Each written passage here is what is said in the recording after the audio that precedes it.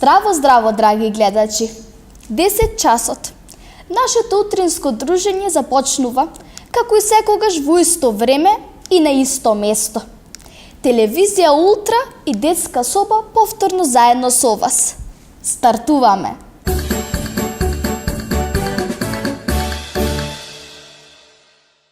Дали знаете кој е единствениот природен сателит на планетата Земја и најблиското небеско тело до неа? Станува збор за месечината. Се смета дека месечината настанала пред околу 4,5 милиарди години, по судир на комети. При ударот била изфрлена голема количина материјал во земнината орбита, од кој била обликувана месечината. Таа и релефно е многу интересно небесно тело. Првиот цртеж на месечината го направил Галилео Галилеј во 1609 година. Најниските подраши на месечината се огромни сиви површини кои понекогаш можат да се забележат и со голо око. Тие рамници во 1651 година Джован Ричоли ги нарекол мориња, иако во нив нема вода. Овие мориња не се еднолични рамници, бидејќи во нив се забележуваат набори кои понекогаш личат на зидови, долги по неколку стотини километри и пукнатини кои личат на речни корита. По рабовите на рамниците се протегаат големи планински венци, кои носат имиња на планините на Земјата. Највисоката точка на месечината се наоѓа на планините Лајпци, кои се наоѓаат на месечевиот јужен пол, каде некои врвови достигнуваат и до 9000 метри. Освен планинските венци, на месечината може да се видат и кратери или вртачи, кои повторно носат имиња по најпознатите светски научници. Најдлабок е Њутновиот кратер со длабочина од околу 7250 метри. Тие кратери се со многу голем пречник. Иако рабовите им изгледаат стрмни, тие се со многу мал наклон. Тоа откритие му припаѓа на германецот Јозеф Хопман, кој пронашол специјални методи за истражување со помош на должината на сенките. На месечината се откриени околу 30.000 кратери. Гравитацијата на месечината е 6 пати помала од околку на онаа на Земјата. На месечината нема атмосфера, за да може да се пренесува звук, а поради тоа немањето атмосфера на месечината многу брзо се лади и се загрева. Во текот на еден месечев ден, кој трае 14 земски дена, температурата се искачува на плюс 120 степени, а во текот на ноќта се спушта до минус 160 степени. Токму овие промени се причината за нејзината површина да биде пустинска и безживотна, составена од карпи и длабок слој на прав.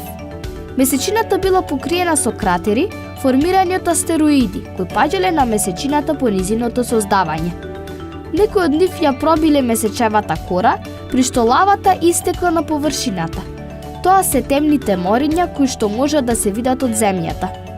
Месечината околу Земјата се движи по елипсестата патека со просечна брзина од 1,02 км во секунда и поминува дневен лак од 13 степени и 10 минути.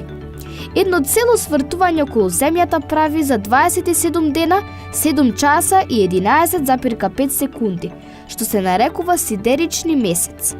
Месечевата патека е подложна на силни температурни вибрации, што го предизвикува Сонцето, па наклонот на патеката спрема елиптикната во текот на 173 денови се менува од 5 степени до 5 степени и 18 минути.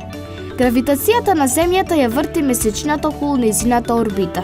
Месечината е оддалечена од 3 до 4 cm од Земјата. Гравитацијата на месечината ги привлекува нашите океани, предизвикувајќи прилив или одлив и го забарува ротирањето на планетата. Ние од Земјата постојано ја гледаме истата страна на месечината. Имено околу 40% од површината на месечината за нас е невидлива. Поради постојаното менување на положбата во однос на Сонцето и Земјата, месечината е различно светлена. Па затоа од Земјата може да се забележат разни месечеви мени, од кои карактеристични се 4: млада месечина, прва четвртина, полна месечина и последна четвртина.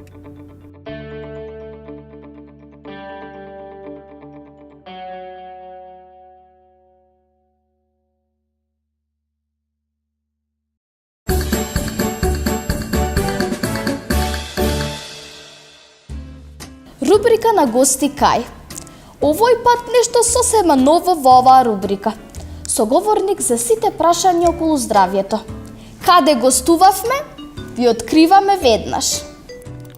Со желба да ве посоветуваме како да го чувате и негувате вашето здравје, како да израснете во здрава личност, гостуваме кај доктор Ацо, со кого разговараме и од кој разговор ви ги откриваме одговорите на најчесто поставуваните прашања за здравјето, здравата исхрана, убавата фригура и другите прашања кои сте доста популарни кај младите денес. Доктор Ацо, може ли да ни објасните како треба да се храни еден млад човек за да израсне во здрава личност? Кој е правилниот начин на исхрана? Значи, секој млад човек треба да го користи она што природата во моментот го дава.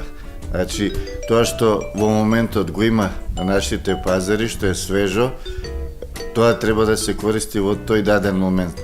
Природата буквално се побринала да тоа што во моментот му треба на тој млад организам го даде во тој момент. Значи, за секое годишно време се има организмот своји потреби и токму со тоа сезонско овоше и зеленчук човечкиот организам си го надокнадува тоа што во моментот му треба. Ние знаеме дека нормално треба да внесеме одредени количини и на житарки во вид на леб, значи се треба да по можност тоа биде црн леб, како тако, значи бидејќи црниот леб во себе ги содржи витамините од Б групата, значи Б комплексот, додека белиот леб во него, значи нема Б комплексот, туку е чисто само скроп. Кои витамини се најпотребни за човечкиот организам и каде може да се најдат? Веќе кажа, значи тоа треба да го внесеме на тој начин што ќе го користиме она што природата во моментот го дава. Значи, од таму ние ќе ги црпиме тие витамини, по можност да избегнуваме суплементи, односно хемиски произведени витамини, туку да го користиме она што е свежо и што е во моментот актуелно од страна на природата. Тука, значи, ги имаме застапено сите витамини, сите се потребни. Витаминот А ни е потребен да не заштити од инфекции, бидејќи ги зајакнува слузниците на дишните патишта, го подобрува видот. Б групата, значи Б комплексот штити од разни други болести, односно учествува во метаболизмот на организмот и на тој начин организмот функционира како треба. Витаминот С знаеме дека исто користи за сочувување на здравјето. Така да сите витамини, значи, се потребни, а тие најубаво е да се најдат од природните извори. Вообичаено колкава количина на течности треба да се пие дневно? Значи, нормално треба да се внесат минимално 2 до 3 литра на течност. Дали тоа ќе биде во вода, како вода, значи дали тоа ќе биде сокови од самите производи што ги внесуваме, значи толку е неопходно. Во текот на екстремни температури, како што е во летото, тоаш потребите за внес на течности се поголеми, дури до 4 литри. Нормално, значи, тука треба да се движи минимално 2 литри на течност дневно. Ревита производи. Од што се состојат сите овие производи и каква е нивната намена? Да им објасниме на гледачите. Значи, тоа се производи кои се произведени, значи, од природен производ. Тоа се производи кои во свој состав имаат матично млече. Матичниот млече е тој што го зајакнува имунитетот, кој го ја нормализира функцијата на организмот, кој го подобрува функционирањето на организмот, дури на оние заболени дел од нивните пореметени функции им ги им ги враќа колку толку ги коригира во едни нормални вредности. Значи тоа е еден од моите омилени производи, којате толку и јас и мојата фамилија го користи. Тој ми дозволува, значи, да функционирам нормално и на овие екстремно ниски температури, преку летото на екстремно високи температури, организмот да си најде еден баланс. Прашањето кое што често го поставуваат младите девојки кои што сакаат да имаат убава фигура. Која диета треба да се применува како со здрав начин да се надмине вишокот на тежина за да се има убава фигура? Значи, најпрво треба да се избегнуваат благи работи, да се избегне претерано мрсна храна. Особено треба да се внимава на внесувањето на засладените газирани производи. Тие се буквално енергетска бомба, која во моментот доведува до енормен внес на шеќери, кои од другата страна пак придонесува да се создаде големо количество на инсулин за да дојде до нормализирање, но тоа од друга страна после тој период, значи кој доведува до намалување на шеќерот, значи тотално пореметување на функцијата на организмот. Значи, благите работи, газираните производи, треба максимално да се избегнуваат. Исто така и масната храна. Треба што повеќе да се користи овошје и зеленчук во свежа форма, бидејќи на тој начин, значи, ние внесуваме целулозни влакна кои ја регулираат столицата. Внесуваме витамини и минерали кои му се неопходни на организмот. Внесуваме прости шеќери кои организмот директно како такви ги користи за енергетски потреби. Значи, се тоа што му е потребно на организмот. И секако не треба да ја заборавиме физичката активност, бидејќи колку и да внимаваме на исхраната, ако не постои физичка активност, ако по цел ден седиме дома, ништо не сме направиле. Тоа е тоа што е најбитно во моментот што организмот треба да го направи. Тоа што ќе се внесе треба и да се потроши, а не да остане и да се талаши. Ви благодарам на вашите исцрпни одговори. Почитувани гледачи, избирајте умно. Нека вашиот избор биде секогаш здрава храна, бидејќи само здрави ќе можете да ги остварите своите цели и визии.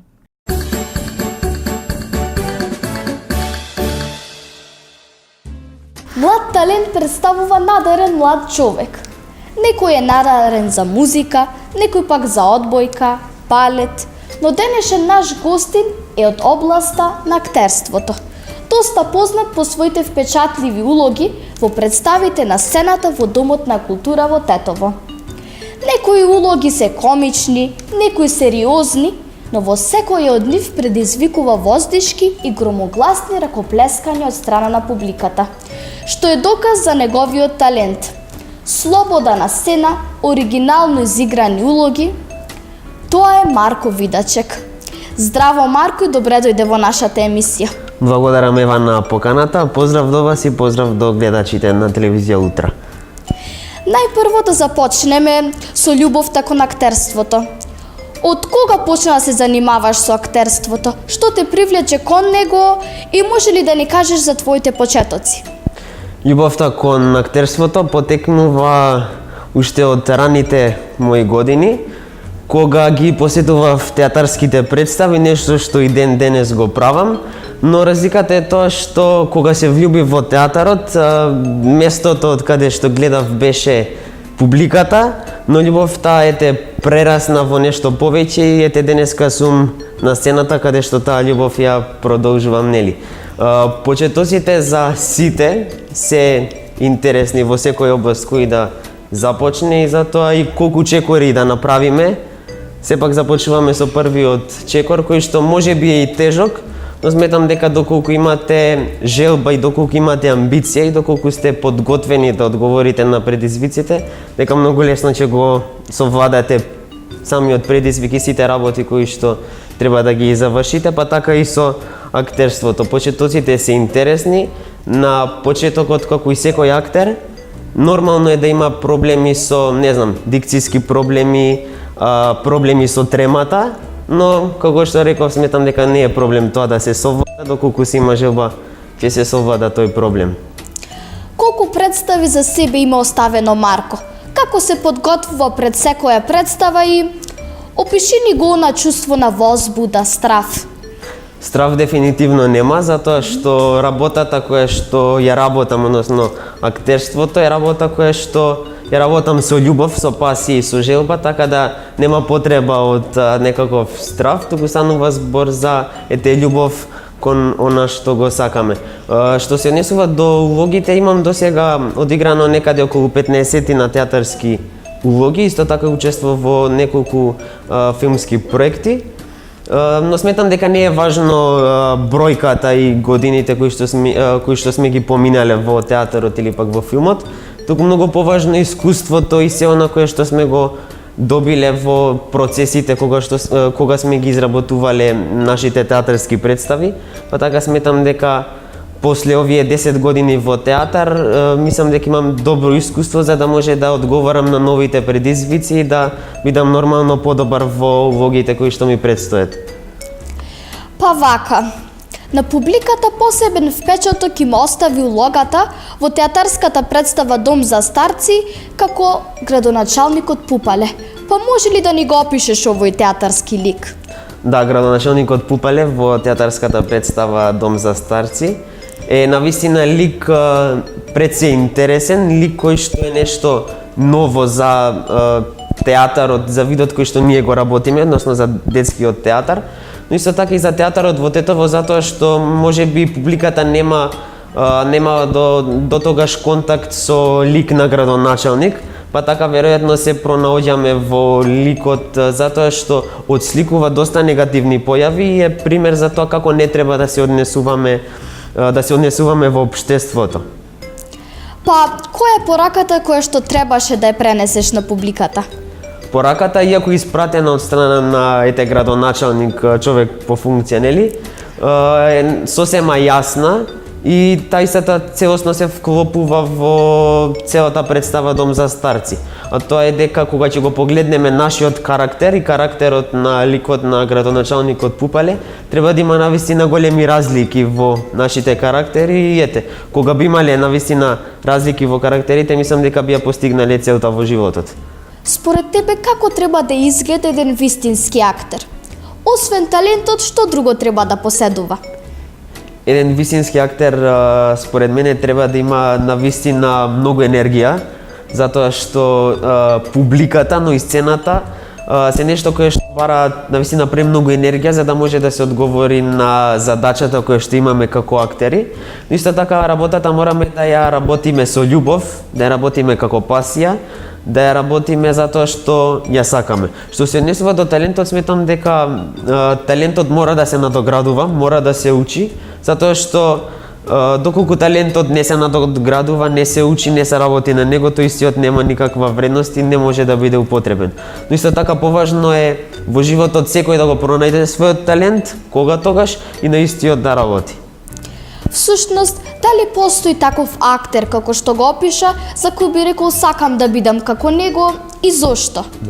Па добро, целта во театарот не е за да копираме некого или пак да бидеме како некои други, туку да вметнеме нови идеи, да бидеме подобри од другите и она што било претходно пред нас на сцената да го направиме подобро.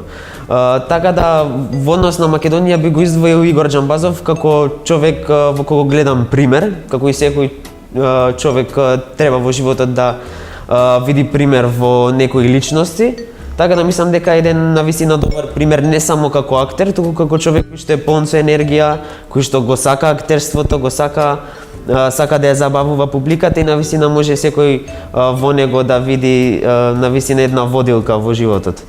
Како го поминуваш слободното време и имаш ли уште некое друго хоби? Да, па мислам дека доколку во животот не би имале слободно време, животот не би бил интересен и динамичен. Слободното време го поминувам на повеќе начини. Често знам да излезам со својот фотоапарат во градот, во планина и слично, за да фотографирам некои нешта, не знам, можеби природа, зависи. Но исто така знам да пропешачам низ градот, по планина, да излезам со пријателите, да гледам добар филм и слично. Така да мислам дека го имам исполнето своето слободно време, што на моменти и ми е и премалку, за да може да одговорам на се она што би сакал да го направам. И за крај, кој е твојот најголем сон? Па добро, не сметам дека соништата би требале да ги откриваме, туку сметам дека истите треба да се реализираат и да работиме на нивното остварување. Па така во оваа насока би препорачал на сите да не се откажуваат од своите соништа и да работаат на нив. Ти посакувам тој таинствен сон да ти се исполни во блиска иднина. И телевизија Ултра и понатаму ќе ги следи твоите успеси. Ние продолжуваме понатаму.